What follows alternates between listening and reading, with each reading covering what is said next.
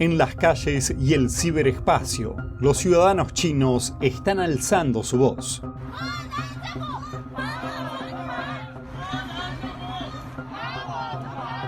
Para un régimen que alardea constantemente de su tasa de aprobación superior al 90%, ¿cómo es realmente la disidencia en China? Desde furiosas víctimas de inundaciones que destrozan los muros de edificios estatales hasta la cifra más alta en 7 años de huelgas en fábricas chinas. Además, la fe se enfrenta a la policía en un conflicto entre residentes y agentes en una ciudad musulmana china. ¿Qué significan todos estos disturbios para el futuro del régimen comunista? Bienvenidos a China en Foco. Mi nombre es Julián Bertone. Una pancarta sostenida por decenas de trabajadores el miércoles pasado llevaba el siguiente mensaje: medio año sin cobrar. Al parecer, los trabajadores pertenecen a una cadena de radiodifusión estatal de una ciudad del sur de China y reclaman lo que describen como salarios impagos.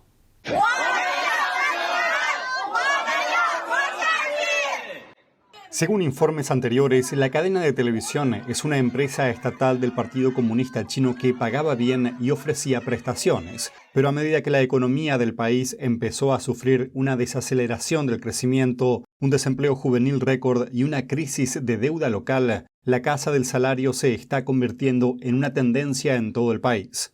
Otra manifestación reciente tuvo lugar en la provincia central de Henan. Un video compartido en internet muestra a cientos de profesores organizando una huelga y una sentada a la entrada de 2 institutos locales. Protestan por la falta de pago al personal durante varios meses. En otro video, cientos de profesores jubilados del noreste de China se reunieron para apoyar una petición masiva. Según un informe, sus pensiones aún no se abonaron. El ex periodista chino Chao Lanxian está siguiendo de cerca los últimos incidentes. Declaró a La Voz de América que nadie actuó con agresividad, pero señaló que las manifestaciones pacíficas son una expresión forzada en la actual sociedad china. Explicó que las autoridades chinas se ponen en alerta máxima siempre que hay un indicio de reunión de multitudes y a menudo moviliza fuerzas armadas para reprimir las manifestaciones. Durante los 3 años de encierros pandémicos en China, Chao describió una especie de despertar espiritual dentro del público chino. Dice que inspiró a la gente a criticar abiertamente a los líderes del país.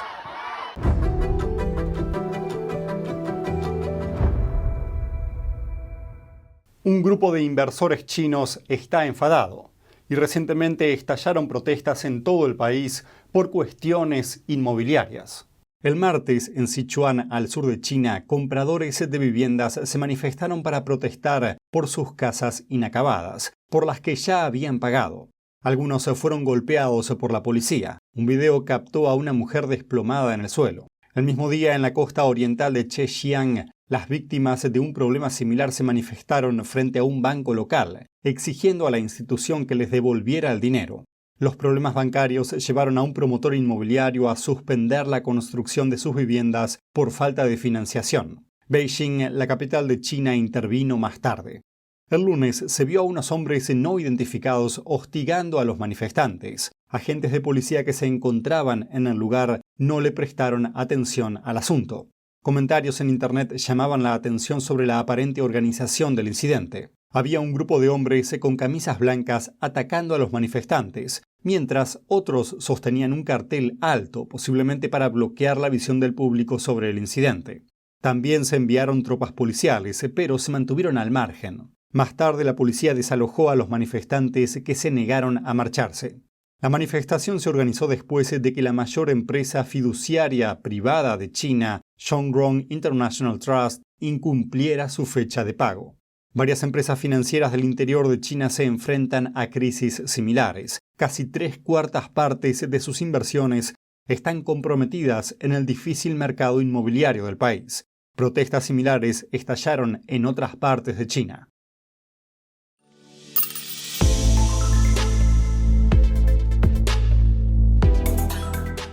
El movimiento chino del papel en blanco encabezó la lista el año pasado como la protesta más conocida del país. En aquel momento estallaron manifestaciones en toda China. Y ahora que crece la incertidumbre en todo el país, miremos un análisis más detallado de lo que impulsó los llamativos acontecimientos.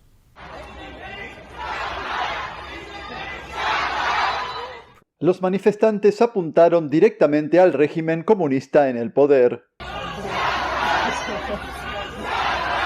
Las protestas se extendieron a Beijing y a una docena de ciudades chinas. Los disturbios se produjeron apenas un mes después de que Xi Jinping se asegurara un tercer mandato en el poder, el primer dirigente chino desde Mao Zedong en conseguirlo. Esto le permite gobernar de por vida. Pero la disidencia pública contra él va en aumento, espoleado por los 3 años de medidas draconianas de confinamiento de China. Fuera de Shanghái, ciudadanos de la ciudad de Chengdu, en el suroeste del país, pidieron la dimisión del líder chino.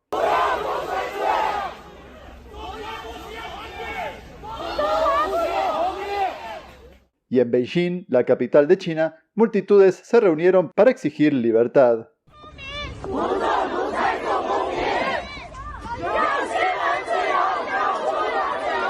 La policía irrumpió en las grandes ciudades donde estallaron las protestas. Patrulleros se alinearon en las calles de lugares como Beijing, Shanghái y Shenzhen.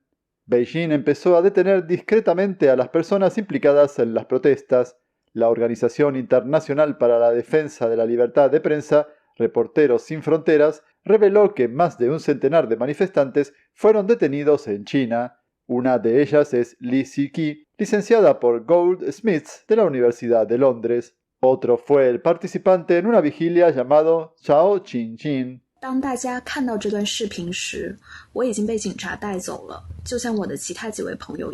Las autoridades de Beijing no se demoraron en aplastar las manifestaciones públicas de disidencia que puedan socavar su gobierno. Creo que informarse de verdad es más que solo conocer los hechos, es investigar, es buscar la verdad para ser libre. ¿Quieres saber más? ¿Quieres llegar a la fuente? Venga con nosotros al Descubierto, un programa donde no solo compartimos las noticias, sino que también vemos los hechos desde diferentes ángulos y de manera imparcial. Suscríbase gratuitamente a nuestro canal Al Descubierto y usted podrá tomar una decisión informada. Lo esperamos de lunes a viernes en YouTube y en Epoch TV, 19:30 hora del este.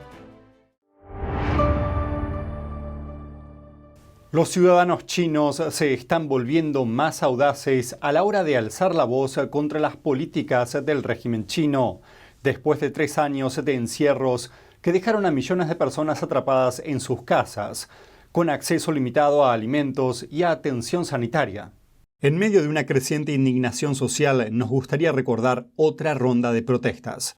En febrero, las autoridades chinas recortaron drásticamente las prestaciones del seguro médico en varias ciudades, y residentes empezaron a denunciar que ya no podían pagar sus medicamentos.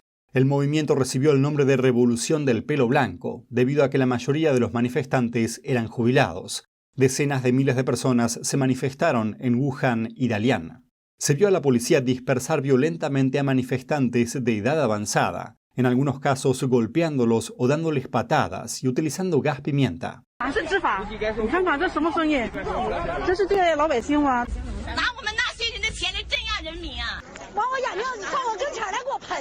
Al menos 5 personas fueron detenidas en Wuhan.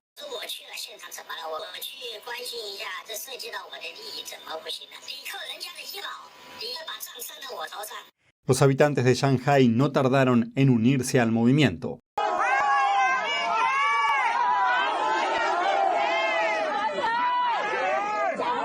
Videos mostraron a multitudes cantando en las calles una melodía llamada La Internacional. Contiene letras como las siguientes: Levantaos, esclavos que sufrís hambre y frío. Levantaos, sufridores de todo el mundo. Mi sangre hierve, quiero luchar por la verdad.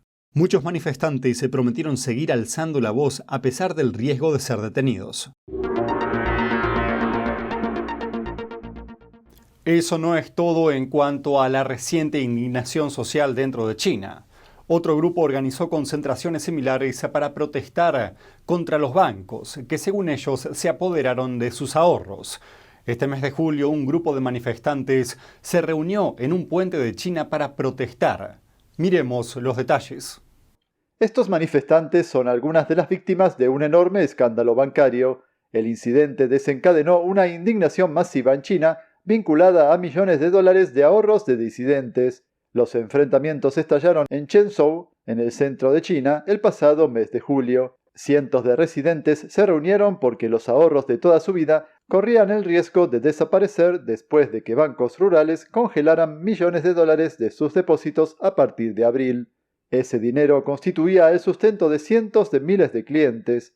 Los manifestantes portaban pancartas y carteles en los que pedían a los bancos que les devolvieran los ahorros de toda una vida. Las autoridades realizaron un fuerte despliegue policial en el lugar, y los agentes intentaron dispersar a la multitud. Si no se van y siguen perturbando a la sociedad, la policía tomará medidas severas. Imágenes muestran cómo arrastran a una manifestante por unas escaleras. Otro manifestante también fue golpeado y empujado por guardias de seguridad. El cliente de un banco local dijo a NTD que ese dinero era todo lo que tenían. Algunas familias tienen hijos enfermos y necesitan el dinero. Como no pueden recuperarlo, algunos niños ya fallecieron. Ocurrirán muchas tragedias como esta. Si no podemos recuperar nuestro dinero, no sabemos cómo sobreviviremos. Las autoridades chinas cedieron tras la insólita protesta. En un comunicado, las autoridades locales dijeron que empezarían a devolver el dinero a los clientes de los bancos y que el pago se haría por lotes, aunque algunos manifestantes denunciaron que nunca les devolvieron el dinero.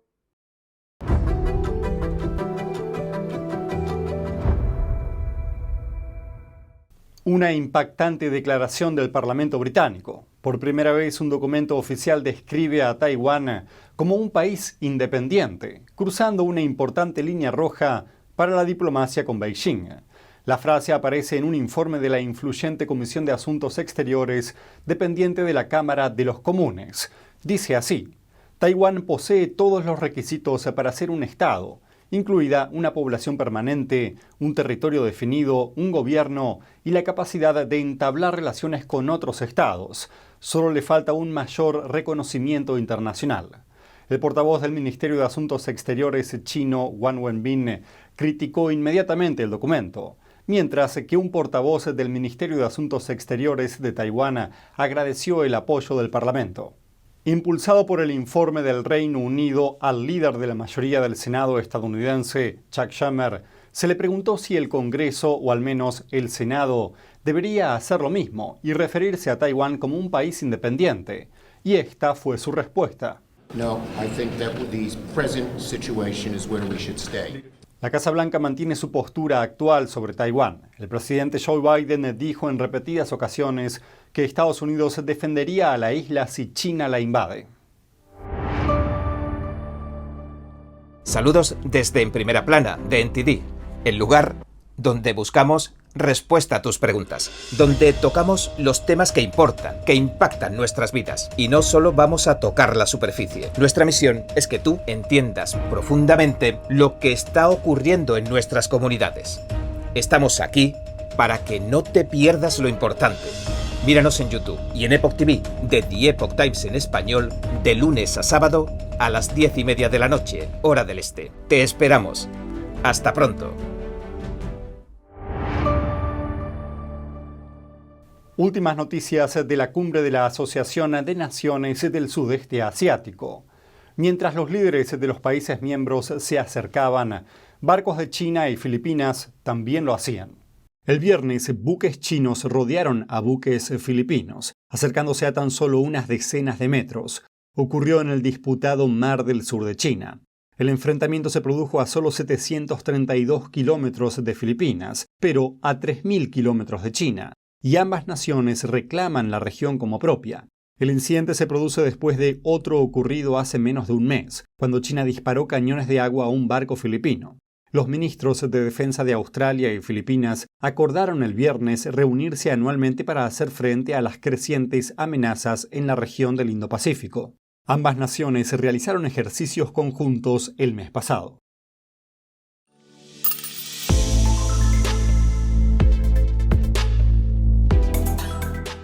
Y eso es todo por hoy en China en Foco. Gracias por acompañarnos y nos vemos mañana.